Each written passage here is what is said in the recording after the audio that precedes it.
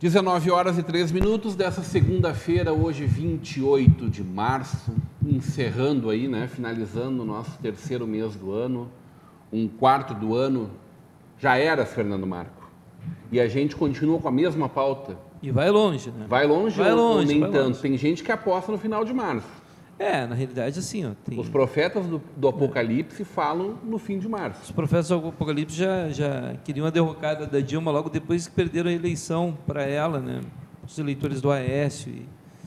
Na realidade, é uma situação, e agora ainda mais... O que aconteceu no OAB, na Câmara Federal? Essa barbeiragem do Cláudio Lamarck, do nosso presidente, né, nacional da Ordem dos Advogados do Brasil, sem consultar as bases. Até porque a OAB tem algumas curiosidades a respeito da OAB. A OAB não precisa, por exemplo, prestar contas. Não sei se vocês sabiam disso. A OAB não presta contas. Ela nos cobra R$800 por ano, mas ela não ela tem os prédios, né? Tem todo um patrimônio, tem todo um... Não, composta por conselhos, né? Ela é composta por conselhos. E esses conselheiros se reuniram e somente o Conselho Estadual do Pará votou contra. Foram dois, eu acho, né? Do Pará e o vice do Rio de Janeiro que se posicionou, o vice-presidente da seccional do Rio de Janeiro se posicionou contra o pedido de impeachment, alegando sempre que a gente vem falando aqui, que são principalmente a falta dos pressupostos do artigo 85 da Constituição Federal e de tudo que define como pedido de impeachment na Lei 1079 de 1950. O que está em jogo, do ponto de vista jurídico, são esse artigo da Constituição e essa lei. E, na realidade, isso causou uma indignação muito grande dos advogados, das advogadas, né, de algumas advogadas, de alguns advogados, não todos, claro.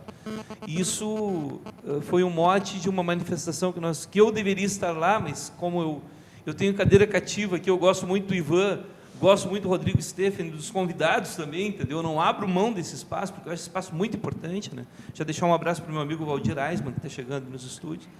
Mas está chegando mais ruborizado, talvez mais moreno, talvez tenha pego um solzinho aí nas suas férias, tinha férias, na última semana, né? De volta ao trabalho. Então, daí essas manifestações, elas se dão em todas as seccionais dos estados, né? Essa manifestação promovida por advogados hoje, em contraponto a essa entrega do Lamarck, desse pedido de impeachment, né, da OAB, e aqui em Porto Alegre não foi diferente. Eu faço parte de um grupo que é Advocacia Gaúcha contra o Golpe, e aí eu tenho 300 colegas que hoje estão, agora, nesse momento, estão lá na frente da seccional da OAB, lá na Washington Luiz, lá em Porto Alegre, se manifestando contra essa iniciativa assodada do nosso presidente, em que não houve uma consulta às bases, sabe? Parece que houve uma pressa muito grande, da mesma forma que aconteceu... Já fizeram isso em 64. Eu ia falar, já fizeram em 64, e depois os advogados começaram a pedir socorro para a própria OAB, porque estavam lá defendendo os seus clientes que estavam em pau de arara, que estavam sendo torturados, né, por causa da ditadura militar, que estavam, inclusive os filhos dos presos políticos sendo torturados na frente dos pais, crianças, e aí... Tem documentos aí agora que comprovam que crianças foram torturadas, crianças foram fichadas. Mas quer dizer que isso vai voltar a acontecer? Olha, suscitando Ivan, isso? Assim, eu posso descrever eu não duvido. Eu posso descrever um momento. Medo, porque mas do jeito que o Brasil está, mas nem as Forças Armadas querem mais pegar o Brasil, porque o próximo que pegar o Brasil vai ter um pepino tão grande na mão, desculpe a palavra, sim, que um abacaxi pode descascar, que ele vai ser crucificado. Mais quebrado que arroz de quinta. Eu acho que não é porque... Mas nós queremos organizar, não é verdade? Quem desdenha quer comprar. Tiveram 8 anos para organizar, não organizaram. Toda essa campanha... Não organizaram. Toda essa campanha... Nós colocamos o Brasil na sexta economia do mundo, meu amigo. A sexta economia do mundo. Era a 14ª, o desemprego era 14%, o juro era 26%. Vamos falar do era passado? Uma desgraça. Olha, vamos ali no mercado agora, onde não há inflação, vamos hoje, essa semana, e desafio o amigo aí, na semana que vem, comprar o mesmo de inflação, produto. era 14%. O senhor acredita que são só 10% da inflação? Não, isso é o que é demonstrado, IPCA. isso é o que é jogado na mídia, né? Na realidade, não é. Mas exigia A realidade não é. A mídia não nos O auxilia, combustível está pelo no ponto contrário. que chegou. A mídia não está do nosso lado. A mídia está contra nós. Os colegas me Não, permitem... isso é o que o governo repassa para a mídia. Me permitem, por favor, jogar um pouquinho de querosene nessa conversa aqui, nesse fogo. Só para apagar isso aí. No fim de semana, documentos que foram encontrados na Odebrecht, né, naquele como é que posso chamar, na operação Arrasa Quarteirão da última semana? Quer dizer, o listão, que não é do vestibular. O listão, que não é do vestibular. Ali está todo mundo reprovado? Aparece, né? Dizem que não, dizem que... Enfim. Eu fui rápido. Primeiro eu baixei, porque ela foi divulgada na imprensa e depois ela foi recolhida. E eu baixei na hora. Está comigo. Também baixei. Eu acho que não teve quem não baixou. Rapidinho. O que a gente pode levar disso, né? Que indícios apontam que esse esquema da Odebrecht funcionava desde o governo Sarney. Quer dizer, eu venho dizendo, né? A Odebrecht tem 72 anos. Eu posso dizer que é desde 72. Eu tenho certeza que não é de 2 anos que a gente tem corrupção nesse Brasil, mas vamos lá, 516 anos a gente não consegue chamar para o Moro resolver, né? Mas 20, 30, talvez 40 anos dê para a gente passar limpo, né? Olha, fosse eu, presidente, fosse você, chegasse lá e tivesse que governar o país. Você foi eleito presidente. Chega lá, Brasília, você tem que governar o país. E o regime se chama presidencialismo de coalizão. Você precisa organizar a sua base. Chama as pessoas para a base, quem você chama? PP. Arena. Corrupção de 72. Faz uma pesquisa no Google e encontra lá ponte da Petrobras entre a... Está dizendo a base aliada do PT, né? Isso. A base aliada do PT. Não, só para clarear. Eu estou fazendo uma suposição. Você é presidente da República, tem que governar. É um neologismo maravilhoso, esse presidencialismo de coalizão. Essa não existe. É o regime brasileiro. Presidencialismo de coalizão. Desde muitos anos já, né? Desde 1947, daquela terceira constituinte, né? Você precisa governar o país e precisa compor uma base. Essa base, na Lava Jato, domina 90% da corrupção, não, hein? Das acusações. 90%. O PT tem 4 de 159. 4? Conta.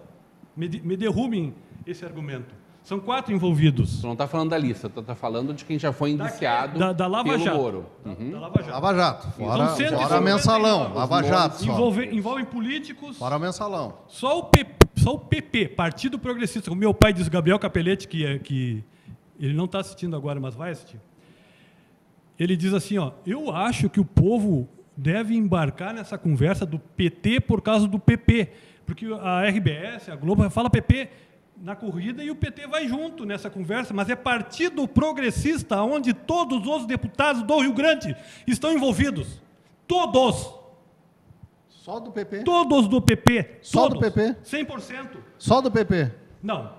Só o PP? Eu não falei só PP. Não, está dizendo, acabou de dizer. Todos os deputados do PP do Rio Grande estão envolvidos na Lava Jato. Foram citados, meu amigo, né? Eu vou te dizer assim, não foram importa citados, mas partido. o Moro não tem partido. Não estou acusando eles Não importa partidos. Jurisdição. O Moro não tem jurisdição para ir adiante ali. Ele encaminhou esses nomes para a PGR.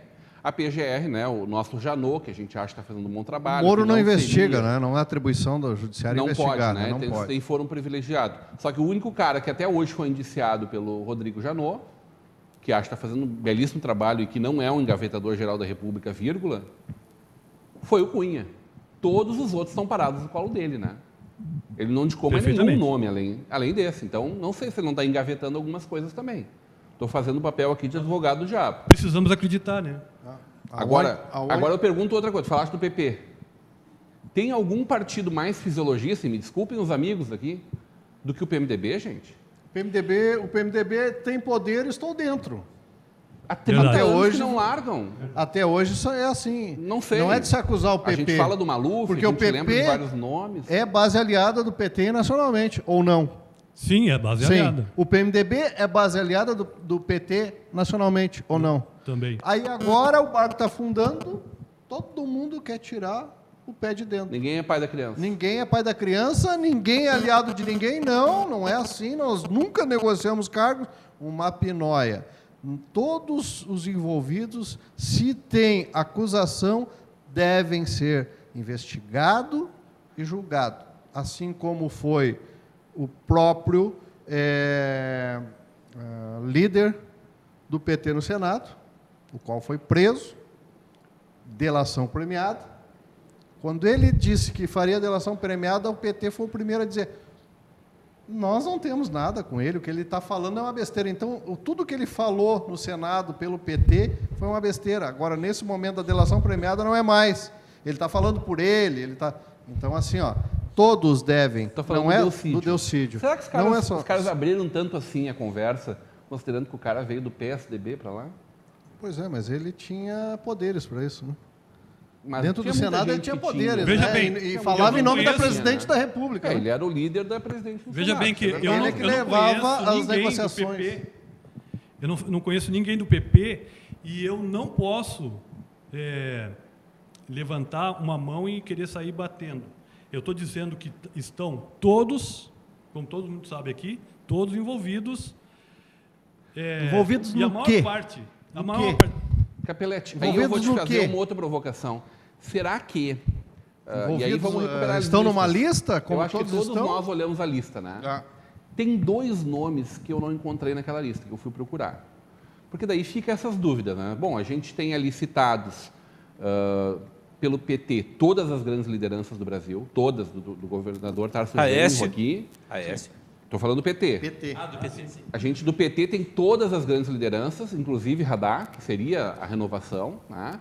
A gente tem pelo PSDB Aécio e Serra, e tem também Pelo PP. pelo PSDB, a gente tem, não nessa lista, mas cada vez mais próximo. Ontem abriu mão de ser o secretário-geral de governo de São Paulo, o primeiro-ministro do Alckmin, né? Por causa de corrupção, escândalo de corrupção. Então, a gente tem no PP, da senadora Ana Amélia ao Paulo Maluf, não está nessa lista, né? Por incrível que pareça. Que não... Fala do Paulo Maluf, ele anda bem comportado. Bolsonaro não está nessa... Quem não está nessa lista? Bolsonaro, a Marina Silva e Ciro Gomes. Das lideranças que apontam, que foram candidatos consideráveis à presidência na última, né? Que pontuaram bem, são esses os 3 nomes. E Bolsonaro, inclusive, comprovou, apresentou na mídia um cheque de 200 milhões... Mil. 200 mil. Da Odebrecht. Quer dizer, eu não quero isso, né? Eu não tenho nada a ver com isso. Via partido, porque o que acontece, e os senhores podem me desmentir aqui na bancada, era crime, talvez agora seja, era crime as empresas doarem para a campanha? Não. Não, né? Não. Nunca foi? Não. Nunca foi crime. Doava para quem? Para os partidos. Os partidos pediam em nome dos candidatos, tanto do PT, PP, PSDB, PMDB. E saíam muitos nomes em que até os candidatos se surpreenderam quando saiu a lista. Opa, peraí. Não sei, vou ver o que aconteceu. Por quê? Porque tinha que prestar conta junto ao... Ultrapassava as cotas de doações e tinha que prestar conta junto ao Tribunal Eleitoral. Então, se ultrapassasse a tua cota, tinha que repassar essa verba. Eles não iriam perder essa verba de jeito nenhum. E repassavam para o segundo e próximos terceiro. dias é fato que a gente precisa continuar evoluindo nessa discussão. Eu acho que com certeza. O Brasil inteiro quer saber o que vai acontecer. A economia do Brasil está muito fragilizada por conta disso. Eu tenho certeza que se amanhã assume um Temer da vida, ou se renovam eleições e elege alguém que interessa ao poder econômico, né? E aí vamos ser muito honestos, muda completamente o cenário, voltam os investimentos. Esses dias ainda um dos primeiros a apresentar foi o diretor da Riachuelo, né? O dono da Riachuelo, da loja no dia seguinte voltam os investimentos, ele falou isso publicamente agora. Sim. Então, a gente tem esse sentimento. Então, todo mundo quer saber o que vai acontecer. A gente aqui precisa discutir. Fica Dilma, sai Dilma, Rodrigo, fica Temer, eu não sou pelo impeachment da Dilma. Mas só pela derrubada do PT. Não há. O que eu quero é moralização. Amanhã o PMDB se deve amanhã, anunciar. Exatamente. Deve anunciar a saída do governo. Vai se retirar com certeza. Ah? O PMDB sai amanhã, Com certo, certeza, certo. Todos vão sair. Eu aposto que o PMDB o governo da Dilma, né? O que eu sonho é que o Brasil se resolva. Saia desse limbo que nós estamos e quem é culpado que seja condenado. E só uma coisa, qual é? Se é Dilma, se é Lula, se é quem quer que seja. E qual é que vai ser o efeito do PMDB saindo do governo? Ele praticamente sepulta o governo Dilma. Eu tenho essa impressão. Mas e aí vai adiante a questão impeachment? Eu me lembro quando a presidente Dilma falou com a Ana Paula Padrão, né? Presidente, esse toma lá da cá. E aí diz ela assim, tu me explica o toma lá que eu te explico da cá. Como quem diz, eu não sei de nada. Bom, o presidente Dilma vai ter que aprender rapidinho o que é isso para poder se manter lá, me parece. Né? O presidencialismo de coalizão nunca foi tão importante, tão real, quanto para ela garantir os 171 votos que ela precisa agora. A gente vai para um breve intervalo e volta para o nosso ponto final já já.